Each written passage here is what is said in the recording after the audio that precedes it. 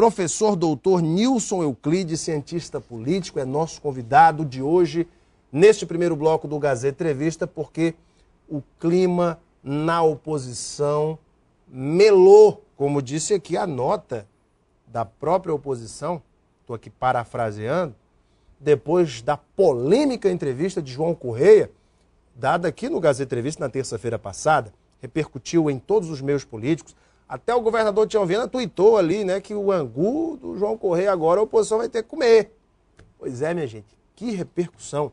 Será que a oposição está tão desunida desse jeito? Segundo o João Correia, ele prefere que esteja a Frente Popular no poder do que uma oposição desunida? E a Frente Popular está tão unida assim para criticar a oposição? Professor Nilson Euclides, muito boa noite. Boa noite, Alan. Tudo bem? Tudo bem, você? Já estou te colocando numa saia justa logo de cara. Mas, professor, o senhor assistiu a entrevista do ex-deputado federal João Correia, foi o terceiro colocado para o Senado, um quadro histórico do PMDB. Sem dúvida. O que o senhor sentiu ali de João Correia? Ele está magoado, obviamente que a gente percebe isso, mas ele tem razão naquelas críticas. Vou citar um exemplo. Quando nós começamos a trazer da situação pessoas, elementos para fazerem o papel de oposição, não temos nenhuma garantia de que eles serão mesmo oposição. São ovos fora do ninho. E aí, professor? Primeiro, eu acho que a entrevista eu estava até conversando anteriormente com você, a entrevista do ex-deputado João Correia, na verdade, é a entrevista do ex-deputado João Correia. Não é de um líder da oposição. Me parece que ele errou no tom, a entrevista, ela não representa, a minha avaliação que eu faço é essa, ela não representa a posição de uma liderança do PMDB, que pode ter problemas internos de disputa, o que é natural em todo partido. A frente também está passando por isso. O PT passa por isso. O PCdoB, todos os partidos têm esse problema de, quando se aproximam disputas eleitorais, você escolher um ou outro candidato do partido para fazer...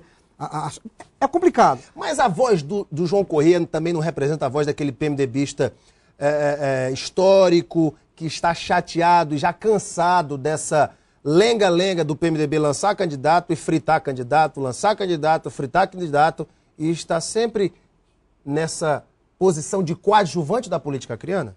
Mas aí eu volto à pergunta, o deputado João Correia é um membro do partido histórico, companheiro de Flaviano, que é o presidente do partido, presidente estadual. O que tem sido feito? Eu preciso perguntar para o deputado João Correia quais são as forças internas do PMDB. É isso que eu acho que ficou um pouco estranho para mim. Porque ele diz, olha, esse movimento aqui, porque paira isso, mas ele não diz o que realmente ocorre. Se ele não tem espaço dentro do PMDB para fazer valer a sua posição, se ele está encontrando problemas que não sejam problemas de debate. O debate é ótimo que aconteça dentro do partido, internamente. Mas se há outra coisa que não seja o debate, ele precisa explicitar isso. João Correia se ressente de que Fernando Melo, ao entrar no partido, já recebe de bandeja o Instituto Ulisses Guimarães, do PMDB. Também é ungido como pré-candidato do partido, sendo Fernando Melo neófito nas fileiras PMDBistas neste momento. E também reclama do patrocínio de Petecão à pré-campanha de Fernando Melo. O senhor acha que ele tem razão nessas críticas? Olha, eu acho o seguinte, há uma questão que precisa ser debatida. Ele, em momento nenhum da entrevista, eu assisti a entrevista dele depois, que passou bem cautelosamente, em nenhum momento ele disse que não vai ter as prévias no PMDB. Ele disse que disputa até com o finado Ulisses Guimarães, se fosse vivo. Então, quer dizer, se há um processo que vai ser iniciado a partir do ano que vem, me estranha esse posicionamento dele. Você acha que ele já se fritou nesse caso? Esse é o grande problema. Mas aí é complicado você, um político da experiência que tem João Correia, fazer suposições, por exemplo, do futuro de A, B, C ou D, que vai se comportar dessa forma ou de outra. Quer dizer, é complicado. Eu acho que a entrevista não ajudou em nada a oposição, não ajudou o candidato, João Correia, se é que ele tem essa intenção de ser candidato ao PMDB, não ajudou. Quer dizer, ela não ajudou em nada. Eu acho que foi mais uma manifestação de uma pessoa que eu acredito está magoada e teve um espaço para externar, para se expressar, e usou isso. É o que eu digo, ele se comportou muito mais como um ex-deputado, o João Correia, que tem ali seus ressentimentos internos do PMDB, do que propriamente como uma liderança que deveria sim levar até as últimas, como o processo nem se iniciou ainda, processo de escolha, está sendo, a Frente Popular está passando por isso. A gente sabe que existe aí interesses de indicar a candidato A, mas existem forças dentro do próprio PT e da própria frente que também não querem. Quer dizer, mas isso é feito um pouco mais, digamos, cautelosamente dentro da frente. Eu acho que o João Correia passou um pouco do limite nesse sentido. O senhor acha que a nota, eu vou ler aqui trecho da nota publicada na sexta-feira, lamentamos o oportunismo de alguns membros da Frente Popular que, com métodos maquiavélicos, se aproveitam do momento delicado de algumas pessoas que se deixam ser usadas para tentar melar os encaminhamentos que estão sendo dados pelas principais lideranças da oposição no Estado. Este é um dos trechos da carta assinada por membros da oposição distribuída à imprensa em resposta às declarações do ex-deputado João Correia. O senhor concorda com esse trecho aqui? Primeiro, eu fico muito a pena do Maquiavel, né? Porque, coitado do Maquiavel, só é usado... pejorativamente. Exatamente. O Maquiavel é muito mais do que isso. A gente precisa conhecer o Maquiavel republicano, né? Então, as pessoas pegam essa coisa do Maquiavel e utilizam ela para qualquer tipo de situação. Eu não vejo a coisa dessa forma. Eu acho que está faltando um pouco de razão dentro desse processo. Aqui, trocando em miúdos, professor. A oposição está mesmo desunida, em sua opinião? Existe mesmo essa briga de egos, cada um lambendo o seu próprio umbigo, como diz o João Correia? Na sua sincera opinião? Qual disputa eleitoral que não tem briga de ego? Me diga uma.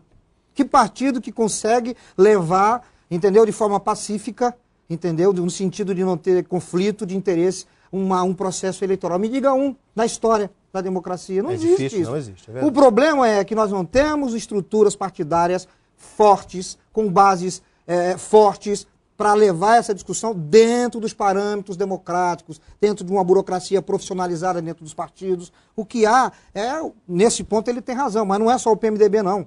Um amontoado de gente que tem grupos, que tem interesses e levam essas discussões, externalizam essas discussões do partido para um processo. O PT enfrentaria talvez um problema semelhante, mas com o cuidado de não externar isso como fez João Correia? O PT tem um diferencial, a Frente Popular. Aliás, o Lé deu uma externada recentemente. Mas a diferença é que dentro da Frente Popular existem duas grandes lideranças. Coisa que não tem na oposição. Coisa que a oposição não tem. Quando eu digo duas grandes lideranças, não estou dizendo no sentido de que são representantes, digamos assim, do ponto de vista político, com uma expressão que ultrapassa. Não é isso. Eu estou dizendo lideranças fortes que mantêm um processo. Eu te falei isso aqui contigo. Já. Que mantém uma estrutura de dominação muito aguda dentro da frente. E é essa estrutura de dominação que ainda mantém, a gente não sabe até por quanto tempo também, porque ainda o processo, a gente sabe muito bem que o prefeito está carregando o candidato dele, quer dizer, então tem toda aí uma ciumeira dentro da frente. Quem é o candidato do prefeito? Todo mundo sabe, né? A gente sabe que o Marcos Alexandre sem dúvida, o candidato. O Marcos Alexandre é o candidato do Jorge e do Tião. O prefeito seria mais o Daniel Zen, não? Não existe candidato do Angelim, existe candidato dos Viana. Vamos parar com isso. O prefeito, com todo o respeito ao prefeito Ramon de Angelim, mas dentro da estrutura da frente, ele vai seguir, não há a menor dúvida, a indicação da autoridade maior da frente, que são os Vianas. E a declaração de Perpétua que disse o seguinte, aqui no Gazeta Entrevista, mesmo que o PT escolha o Marcos Alexandre, ou quem quer que seja do PT, não vejo mal algum da Frente Popular ter duas candidaturas, uma do PT e a minha, por exemplo. O que o senhor achou dessa declaração da Perpétua? Eu acho ótimo. Eu acho que a candidata Perpétua tem toda a legitimidade para se lançar prefeita. Eu acho que o PCdoB tem, nesse momento, a oportunidade. Ele não deve se preocupar em ganhar a prefeitura, tá? Porque a candidata Perpétua, inclusive, tem mandato de deputada federal. Mas eu acho que é importante que para o bem da própria Frente Popular, é importante para que ela não chegue no mesmo ponto que a oposição está enfrentando agora, que tem um cenário favorável e por conta das diferenças que são oriundas da ausência de lideranças que não foram produzidas em eleições anteriores. Eu acho que o PCdoB tem toda a legitimidade, a Perpétua tem cacife político para sair candidata, apresentar o seu projeto, é legítimo, entendeu? E levar à frente essa candidatura. Eu acho que isso vai ser bom para o quadro político-partidário no Estado e também para a Frente Popular. Chegou-se a insinuar que João Correia teria recebido algum tipo de ajuda. Eu ouvi aí membros da oposição que está sendo usado, não se sabe, enfim, que tipo de ajuda recebeu. O senhor acredita que João Correia faria esse papel de dolosamente prejudicar a oposição por algum tipo de ação da Frente Popular em prol dele? Eu achei que a gente já tivesse ultrapassado essa política rasteira no Acre. Infelizmente, eu fico muito triste com isso. Eu fico muito triste com esse tipo de insinuação. De insinuação, de comentário. Eu acho que isso não tem fundamento nenhum. Não vejo o deputado João Correia. As pessoas confundem muito. É triste isso. Brigas ideológicas, disputas partidárias, elas são salutares para a democracia. Mas o jogo rasteiro, essa coisa de ficar soltando nota no jornal, da oposição, da situação, com o nome de A, B, C ou D, o que isso ajuda no processo eleitoral? O que isso ajuda a população do Acre, que tem problemas sérios para serem resolvidos? Nós precisamos de um projeto, nós precisamos de uma oposição forte, precisamos de um governo forte, para que disputem ideias, projetos de governo, para que a gente, indicando um ou outro para governo, a gente seja bem assistido. E o que a gente está vendo? Um ano antes das eleições, o processo eleitoral já entrando por um caminho que eu acho extremamente complicado. Eu acho isso não é bom para frente, não é bom para a oposição, não é bom para a população acreana. Gente, está na hora desses partidos políticos do Acre fazerem jus, entendeu? A condição que eles têm de instituições políticas. A fazer uma análise geral, professor Nilson Euclides, desse atual momento político, o senhor acha que esse é um dos momentos de maior fragilidade dessas supostas unidades, tanto de Frente Popular quanto de oposição, que o senhor já viu ou isso é normal do jogo político? Não, eu acho que a oposição, quando perdeu o governo em 94, ela nunca teve unidade. O deputado João Correia, inclusive, fala do MDA. O MDA foi uma montagem, uma estratégia eleitoral que funcionou, mas você viu que ela não durou um ano. Depois ela não se repetiu. Então, aqui não durou tem nada, uma eleição só. Uma eleição, que não tem nada de unidade das oposições. Eu acho que ele insiste muito nisso, porque havia uma unidade. Essa unidade na oposição de 94 para cá, ela nunca houve. Existiu sim uma unidade da frente, a partir de 94, depois 98 com a eleição do Jorge, 2002, que agora, nas últimas eleições, também já entrou em processo de declínio. Então há problemas, são forças políticas que precisam ser recompostas, entendeu? Então nós estamos vivendo nesse momento, eu acho que a situação da oposição, ela não é de unidade, mas a Frente Popular também, se ela tem uma certa unidade, essa unidade também ela está muito concentrada nessa dominação, né? Mas, pela força. Pela estrutura, pela dominação burocrática que o PT tem dentro do governo, as indicações políticas e tal. Então isso está muito sustentado nisso. O que é, do ponto de vista de uma disputa, do processo eleitoral, dos partidos, muito frágil. É preciso construir bases fortes, e isso você só constrói com trabalho, com ideologia, com projeto, com convencimento. Não é atendendo o interesse de A, B, C ou D. Isso não vai levar... Você pode ganhar uma, duas eleições, mas você não se consolida como um grupo político forte, capaz de levar um projeto de governo, não para esta geração, para as próximas gerações. Que eu acho que isso que a gente tem que estar discutindo. Não é discutir a próxima eleição para prefeito nem para governador, mas a próxima geração. O senhor concorda que existem já arranjos nesta eleição, alianças realizadas, já com vistas a 2014, isso obviamente que já existe, principalmente do lado da oposição, por que não dizer também da Frente Popular. E o que isso representa, professor, para o jogo político, arranjos prevendo já 2014? É natural ou os políticos devem começar a pensar mais no factual, serem mais pragmáticos e deixarem de viajar na maionese? Não, eu acho que seria muito interessante se nós tivéssemos um grupo de oposição forte, unido, com um projeto alternativo ao da Frente Popular, e nós tivéssemos do outro lado também uma Frente Popular unida, coesa, defendendo o seu projeto, pensando nas eleições da capital do próximo ano, e o projeto de governo de 2014. É legítimo. Legítimo. Um grupo político precisa pensar não a próxima eleição, ele precisa pensar as outras eleições. Mas isso a gente não vê. O que a gente vê é o interesse de ganhar. Eu não gosto de fazer julgamento de valor, porque eu acho que, inclusive, o deputado João Correia faz muito isso na entrevista dele. Ele faz muito julgamento de valor. Eu acho que isso não é interessante.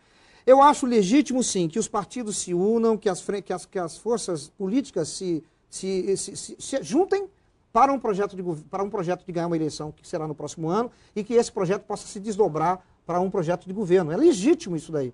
Agora, o que a gente vê, eu não consegui ver ainda. Eu já falei aqui.